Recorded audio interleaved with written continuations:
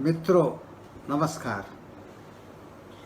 अभी मैं जिस समय आपसे बात कर रहा हूँ इसके मात्र 17 घंटे पहले कोलकाता से पूरे पश्चिम बंगाल से एक भयावह चक्रवाती तूफान गुजर चुका है, जिसे थाईलैंड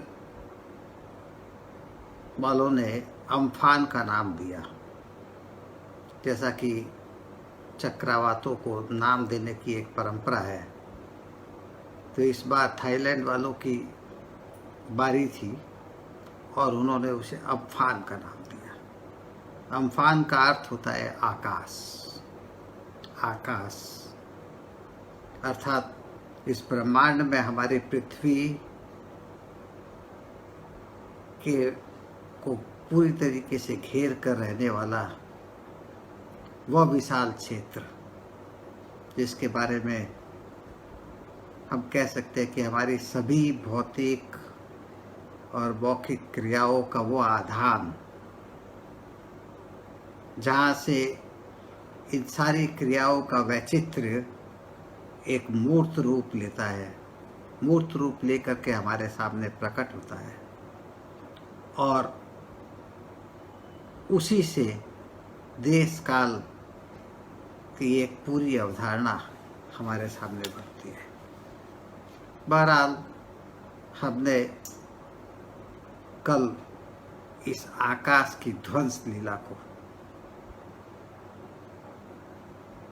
जो आकाश स्वयं एक भारी भयंकर तूफान के रूप में मूर्त होकर के हमारे सामने आया था, उसकी ध्वंस लीला को हमने देखा और वह अकल्पनीय था।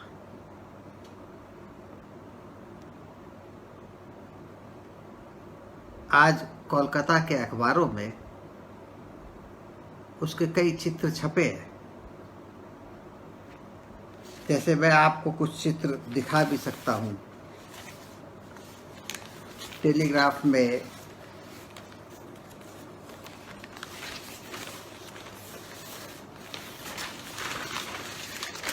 देखिए,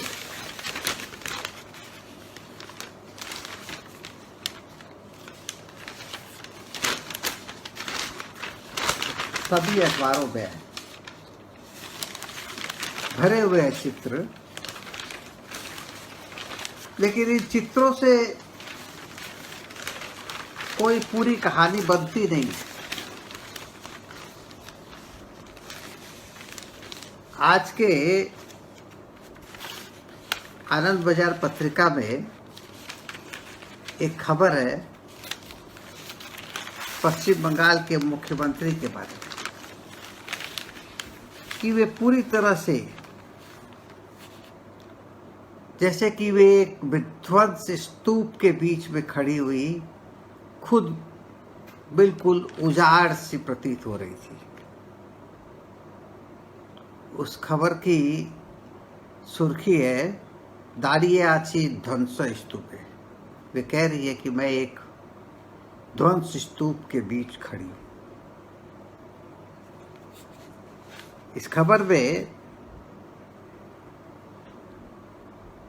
जिस समय यह अम्फान कलकत्ता और पूरे पश्चिम बंगाल से गुजर रहा था, ममता बनर्जी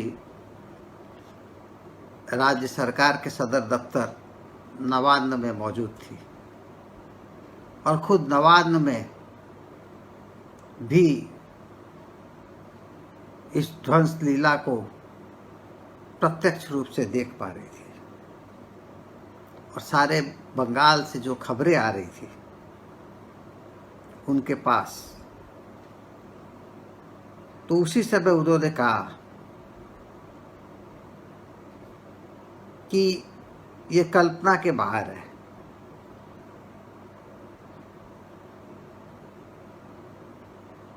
पूरा बंगाल जैसे कि ध्वंस हो रहा है। जो पहले इस तूफान की गति के बारे में जो अनुमान किया गया था उस अनुमान के बिल्कुल विपरीत वस्तुतः ये अकेले बंगाल के ऊपर से ही जैसे गुजर गया है।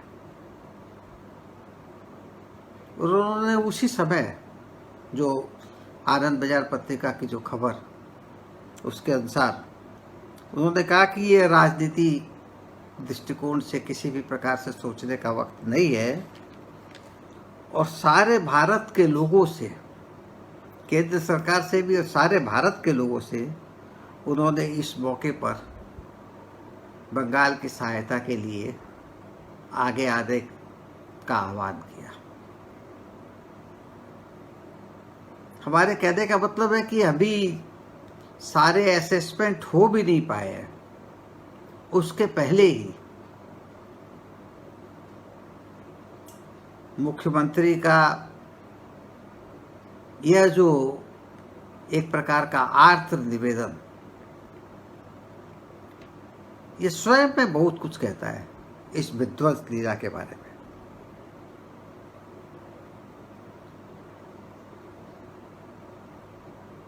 कह रही थी कि सारे एक के बाद एक इलाके ध्वस्त होते चले जा रहे हैं। प्रशासन ने 5 लाख लोगों को सुरक्षित स्थानों पर स्थानांतरित किया था, उसकी वजह से जाने हो सकता है कि कम गई हो, लेकिन ममता बनर्जी ने कहा कि 1737 के बाद का यह अपने आप में एक सबसे बड़ा भयंकर चक्रवाती तूफान है और खुद हमारा यह दफ्तर कांप रहा है। तमाम कलकत्ते के बड़े बड़े जो मकान उनके अनुभव भी यही है कि जैसे वे हिल रहे थे इस तूफान की चपेट से। 165 से 175 किलोमीटर की रफ्तार से ये तूफान गुजरा है यहाँ से और खास तौर पर सुंदरबन का वह इलाका, पाथर प्रतिमा, नामखाना, काकद्वीप, कुलतली, इन सब में तो जैसे कि प्रलय की स्थिति आ गई। कल ही हाथों हाथ मुख्यमंत्री ने रामकृष्ण मिशन और दूसरी स्वयंसेवी संस्थाओं से तत्काल उतर पड़ने का आह्वान किया और वो कह रही थी कि कैसे तमाम गांव के सारे जैसे कि जितने मकान है, छोटे मकान, टालियों के घर, वे तो सारे के सारे जैसे उजड़ चुके हैं। इसीलिए उन्होंने अंत में इस रिपोर्ट में भी कहा है कि अभी बहुत बात करने की इच्छा नहीं हो रही है, मन बहुत खराब है और कुछ बोलना नहीं चाहती। कहते हैं कि इससे मुख्यमंत्री की इस प्रतिक्रिया को रखकर मैं सिर्फ यही बताना चाह रहा हूं कि यह एक कैसी नई समस्या बंगाल के सामने अतिरिक्त समस्या पैदा हो गई है। खुद ममता बनर्जी ने भी कहा कि एक तरफ तो हम कोरोना से ऐसे ही जूझ रहे हैं, सारे काम काज बंद है, लोगों को के पास रोजगार कम होते चले जा रहे हैं, आमदनी के साधन नहीं नजर आ रहे हैं और उसमें ऊपर से ये एक और नई आफत। यह जो परिस्थिति है, खास तौर पर हालांकि आज ही हमने देखा है कि प्रधानमंत्री ने भी यह कहा है कि हम बंगाल की सहायता हर प्रकार से करेंगे, लेकिन कोरोना के विषय में जिस प्रकार का रवैया बंगाल के साथ पिछले दिनों केंद्र सरकार का रहा है, उसे देखते हुए बहुत संदेह होता है कि प्रधानमंत्री या केंद्र सरकार किस हद तक ईमानदारी के साथ अभी बंगाल के पीड़ित लोगों के सहायता में सामने आएंगे। आज के आनंद बाजार पत्रिका में ही यहाँ के एक वरिष्ठ पत्रकार और काफ़ी संजीदा माने जाने वाले पत्रकार देवाशीष भट्टाचार्य का एक लेख है, केंद्र कौन उकाठी, केंद्र किस तरीके से चाबी घुमाता है। तो उसमें उन्होंने खास उनका संदर्भ कोरोना को लेकर के है। उन्होंने कोरोना के सिलसिले में पश्चिम बंगाल के सरकार के साथ केंद्र सरकार के जिस प्रकार के वार्तालाप और जिस प्रकार की तनातनी चलती रही है, इसका एक बहुत जीवित चित्र अपने इस लेख में पेश किया है। उसमें वे कहते हैं कि पिछले दिनों परिस्थिति ये हो गई थी कि मुख्यमंत्री ममता बनर्जी प्रधानमंत्री मोदी से बात करते वक्त एक बार उत्तेजना में यहाँ तक बोल गई थी कि राज्य सरकारें कृतदास नहीं है, ये आपके गुलाम नहीं है। और उसके बाद तमाम प्रकार की विषय, राशनिंग की व्यवस्था, प्रवासी मजदूरों को लौटाने की व्यवस्था, स्वास्थ्य सुविधाएं, टेस्टिंग के विषय, इन सब पर जिस प्रकार से झूठे तथ्यों के आधार पर जो राजनीति की जा रही थी, मोदी के साथ बातचीत के अलावा ममता बनर्जी की एक बातचीत अमित शाह के साथ हुई थी और अमित शाह को बहुत ही साफ शब्दों में कहा था कि केंद्र का यह जो आचरण, जो जिसे असौजन्य मूलक आचरण, एक प्रकार का असभ्यता से भरा हुआ आचरण,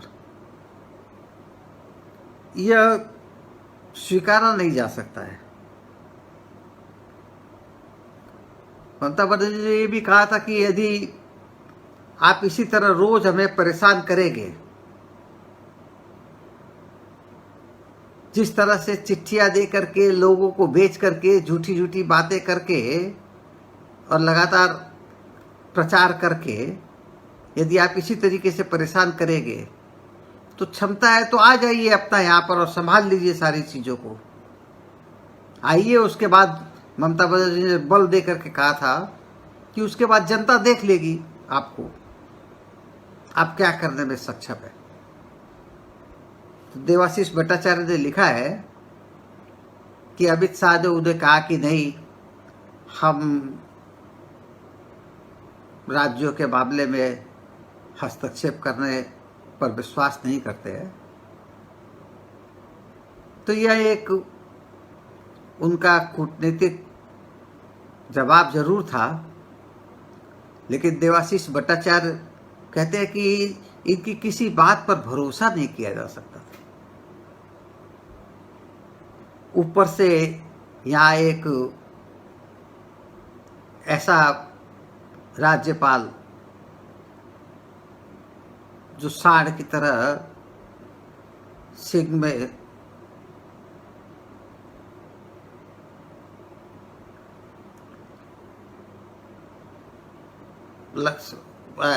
सिंह लगाए हुए किसी को भी खदेड़ने के लिए हमेशा तैयार रहता है। वो हमेशा रोज मनमाने तरीके से उटपटांग चिट्ठियां भेजता रहता है और राज्य सरकार को भी उलझाए रखता है। तो यह एक खास तौर पर पश्चिम बंगाल को लक्ष्य बना करके जो खेल खेला जा रहा है, उसी में ये एक अम्फान की भी एक नई समस्या पैदा हो गई है। तो ये बात सही है कि इतना आसान नहीं है। जो जिस तरीके से ये खेल खेल रहे थे, उससे लगता था कि जैसे कि आगामी चुनाव जो 2021 में होने वाला है, उसके पहले हो सकता है कि वे यहाँ की सरकार को गिरा दे और सीधे राष्ट्रपति शासन के तहत चुनाव कराए। लेकिन सब जानते हैं कि इस प्रकार के दुस्साहसपूर्ण कार्यों का परिणाम बहुत बुरा ही होता है। जो ये करता है उसी को इसका फल भी भुगतना पड़ता है। तो इसके कोई अच्छे राजनीतिक परिणाम तो संभव नहीं है, ये सब जानते थे। इसलिए इनकी सारी बातें जो है वो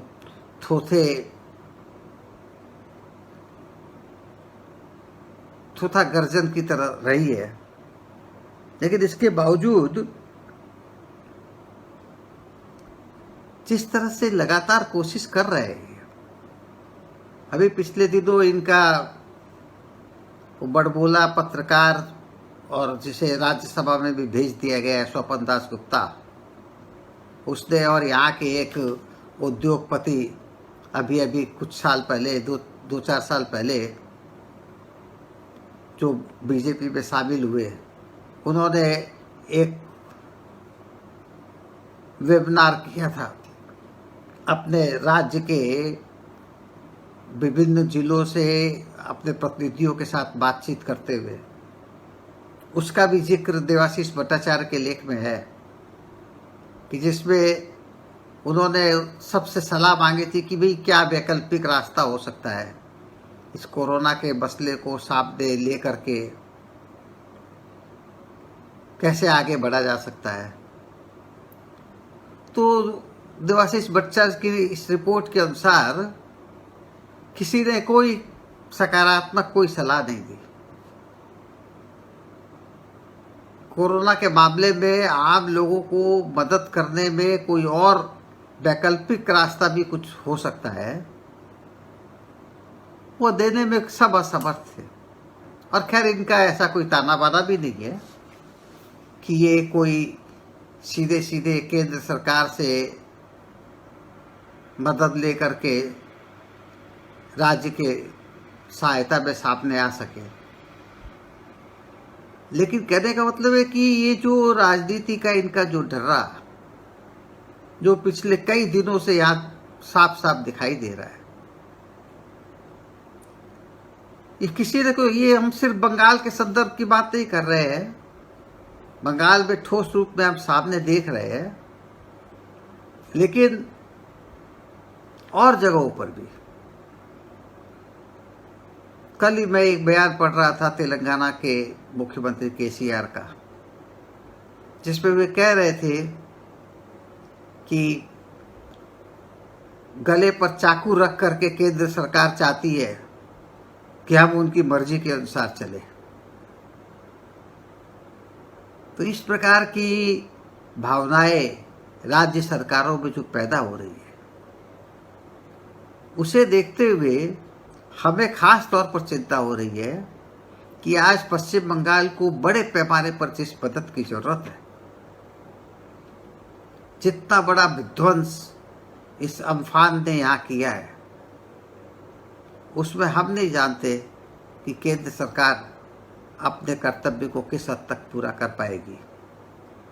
और अगर वो नहीं करती है, अगर वह इसमें भी राजनीति करती है, अगर वह इसमें भी पश्चिम बंगाल की जनता को प्रताड़ित करने का रास्ता अपनाती है, तब यह बिल्कुल साफ होगा कि यह सीधे तौर पर एक जनता के दुश्मनों की सरकार है जो केंद्र में बैठी हुई है।